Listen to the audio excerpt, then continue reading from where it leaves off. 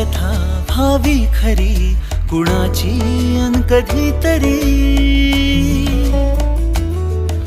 तुझे हसू त्याचे ऋतू घेऊन ये माझ्या घरी आठवून मी तुला साठवून